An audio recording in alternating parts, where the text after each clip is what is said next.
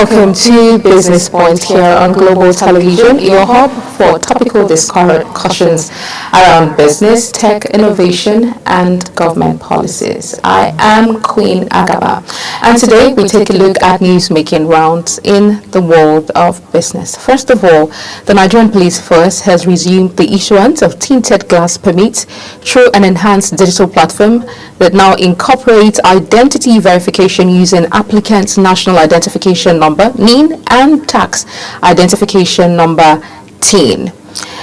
In other news, there has been news around Nairametrics earlier reporting that in February 2024, the police announced plans to lift the suspension and rolled out stricter controls, including a nationwide training on February 29th for ICT and enforcement officers to manage a new digital system and enforce updated rules. The revamped system features QR codes, unique serial numbers, and digital holograms to prevent forgery, with all processes aligned with the Motor Vehicles Act 1991. And also, MTN Nigeria has recorded a 1 trillion naira revenue in the first quarter of this year, buoyed by the recent tariff increment implemented in the middle of February 2025, and that compared with Q1 2024, this represents a 40.5% increase in revenue, even as the impact of the tariff adjustment has yet to be fully realized. And again,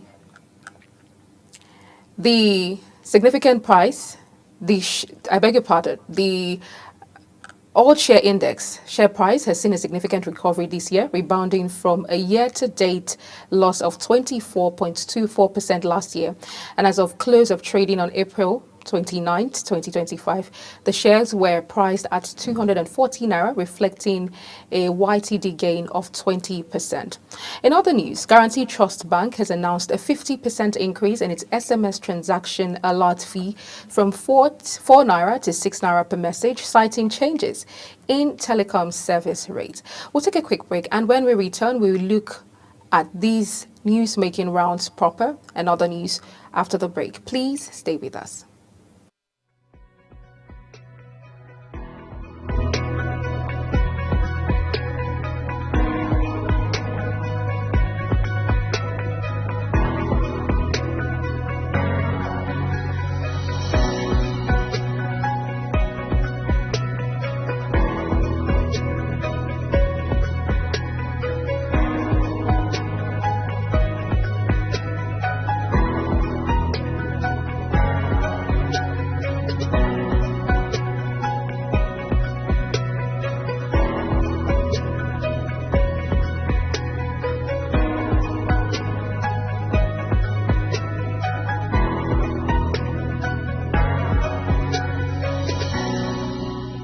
Do you know that Global Television can be watched in Nigeria and all over the world? Download the Global TV Nigerian mobile app for Android and iOS devices to watch Global Television real-time from around the world. What are you waiting for? Start downloading and stay connected to Global Television.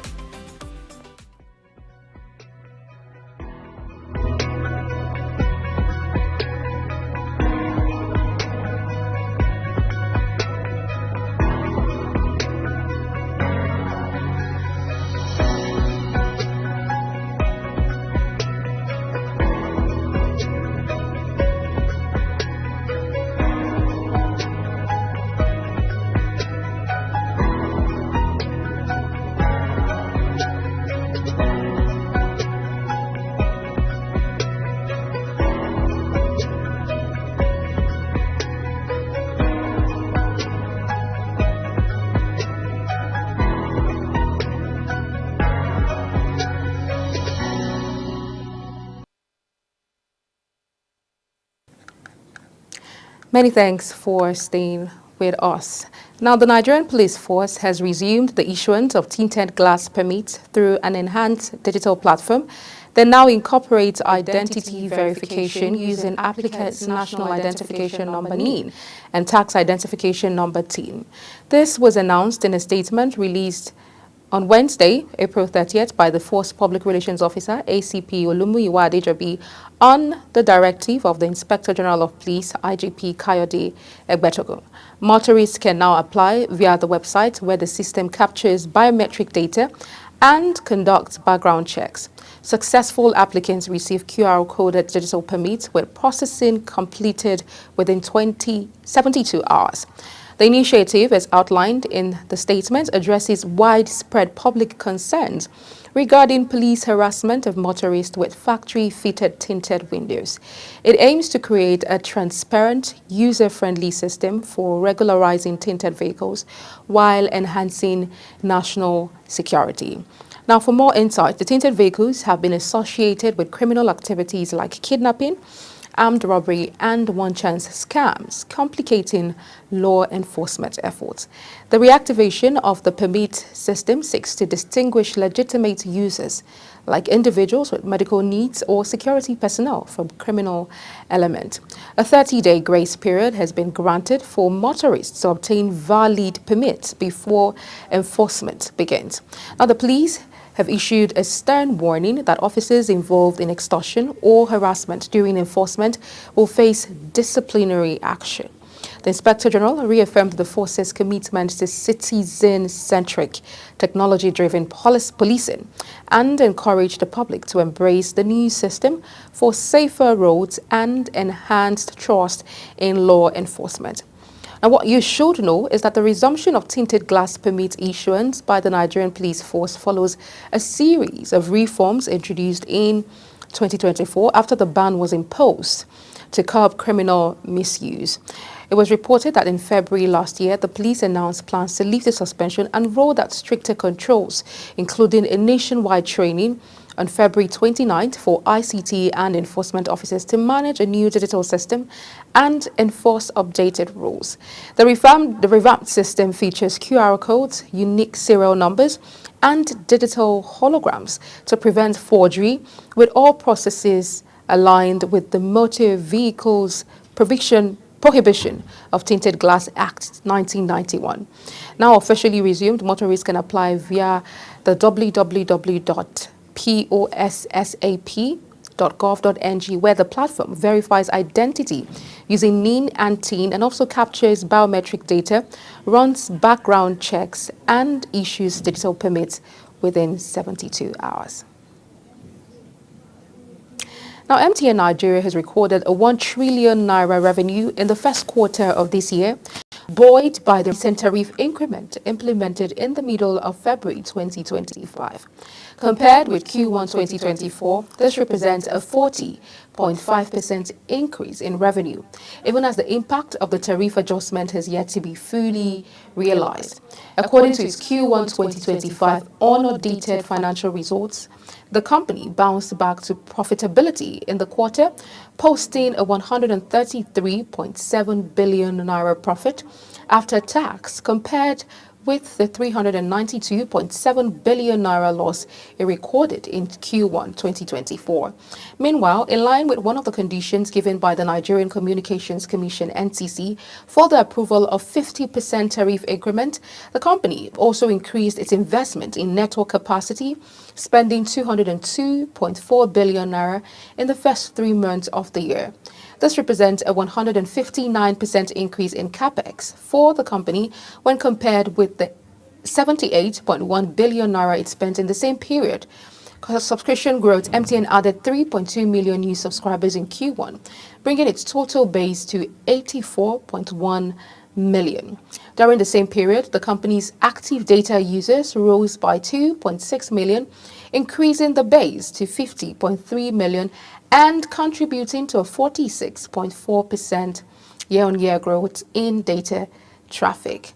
The company noted that although macroeconomic uncertainties persist, it was encouraged by the relative stability of the naira during the period and the moderation in inflation following the rebasing of the Consumer Price Index (CPI) in January 2025.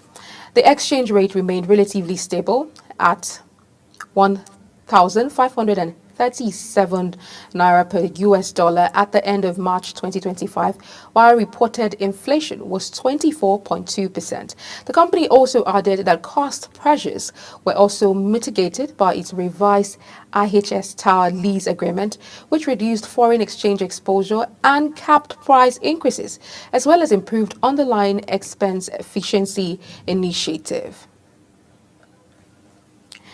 Now, the Guarantee Trust Bank has announced a 50% increase in its SMS transaction alert fee from 4 naira to 6 naira per message, citing changes in telecom service rates. The adjustment will take effect today, May 1st, 2025. In a message to customers, the bank says the increase is due to the recent increase in telecom rates as communicated by the telecommunication service providers. While the bank did not specify the exact telecoms involved or the rate changes, it clearly tied the new charges to external telecom cost adjustments. Now, the importance of SMS alerts is that the bank noted the importance of the transactions alert for monitoring account activities and enhancing security, while also offering customers the option to opt out if preferred. The SMS alert system allows customers to receive real-time notification on activities on their account, helping them monitor for any unauthorized or suspicious transactions. The telecom operators in Nigeria, like MTN, and other telecommunications have faced financial pressures due to rising energy costs. The depreciation of the naira, which has made important infrastructure more expensive. Also, frequent disruptions to fiber optic cables have led to substantial losses. But despite these financial strains, telecom tariffs in Nigeria has remained unchanged for over a decade. In response to these rising costs, telecom operators petitioned the Nigerian Communications Commission (NCC) for a 100% increase in tariffs. However, the NCC approved a more moderate 50% hike aimed at balancing the financial sustainability of the operators with consumer affordability. The approved 50% increase has had a noticeable impact on telecom pricing. For example, SMS charges have risen from 4 naira to 6 naira per message. In addition, data plans have also seen significant price hikes and increase from 1,000 naira to 1,500 naira. Now, these prices have affected Nigerians, affected businesses, and affected the rate at which data is being purchased as Nigerians now look out for alternative measures. We'll take a quick break now, and when we return, we would look at the Nigerian Labour's Congress condemning the failure of several state governments to fully implement the new minimum wage and consequential salary adjustments.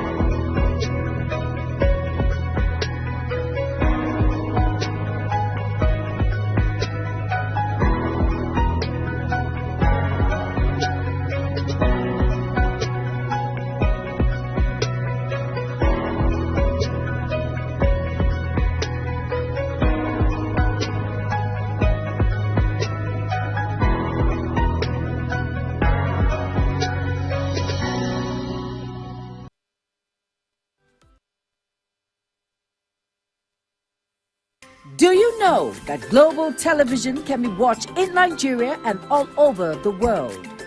Download the Global TV Nigerian mobile app for Android and iOS devices to watch global television real-time from around the world. What are you waiting for? Start downloading and stay connected to global television.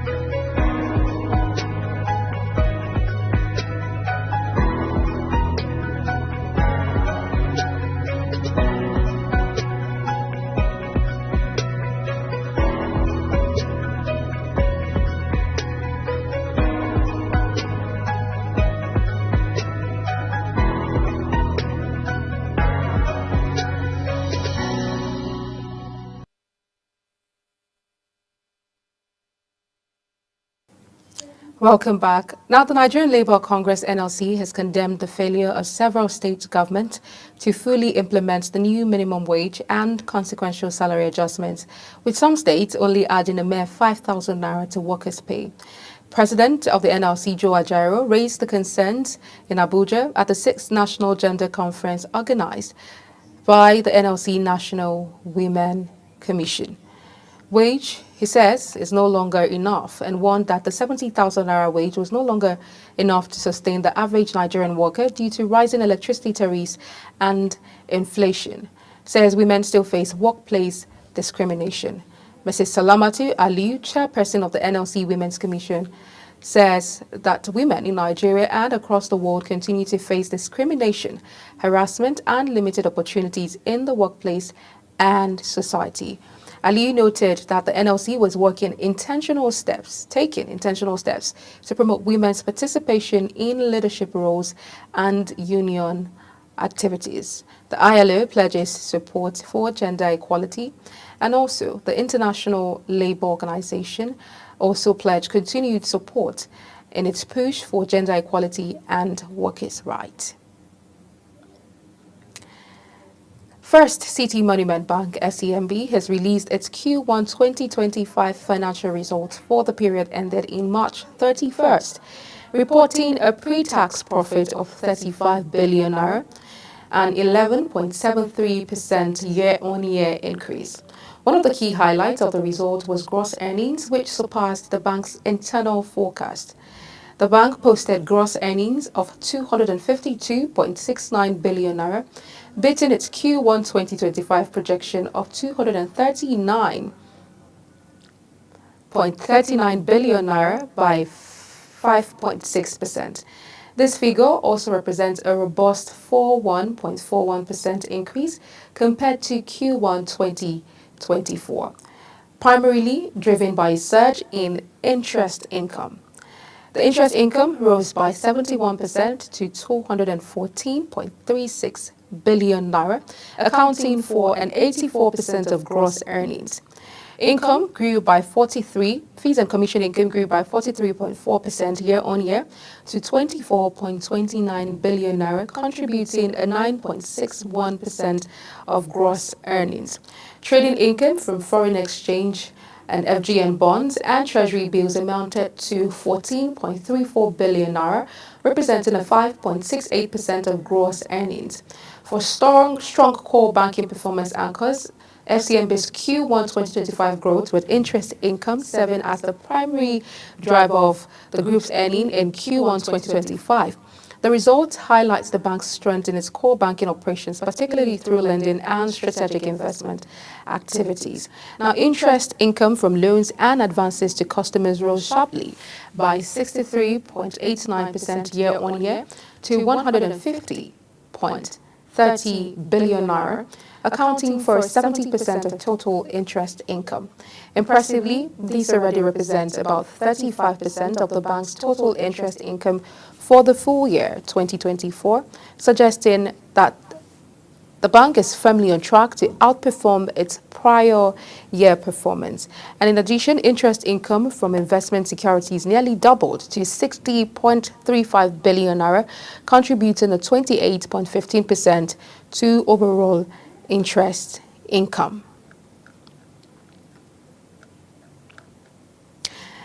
Now, the Federal Inland Revenue Service (FIRS) has ordered all banks in Nigeria to immediately identify and close any tax and levy collection accounts not authorized under the agency's Tax Pro Max system. This directive, announced through a public notice issued by the executive chairman of the FIRS, Zach Adedeji, and circulated to journalists by his special advisor on media, Dari Adekombi, forms part of ongoing reforms by the agency to enhance transparency, accountability, and efficiency in Nigeria's tax collection framework. According to the notice, all tax and levy collections must now be processed exclusively through the Tax Pro Max platform, the digital solution introduced by the FIRS to centralize and automate tax administration processes. Now, what the FIRS is saying is that the notice titled Directive to Close Unauthorized FIRS Tax Collection Accounts emphasized that any accounts outside the tax ProMax system are considered unauthorized. Consequently, banks are expected to discontinue the use of such accounts without delay and ensure strict adherence to the new collection procedure. Well, these are the highlights on Business Point today on Global Television. Don't forget to follow us across all social media platforms using Global TV NG and other handles now showing on your screen. You can also download the Global TV Nigeria mobile app for Android and iOS devices to keep track of our broadcast. You can watch Global Television on DSTV channel 365, on StarTimes channel 276, and free to air on Nigekimsat. Thank you for watching. I'm Queen Agaba. See you again.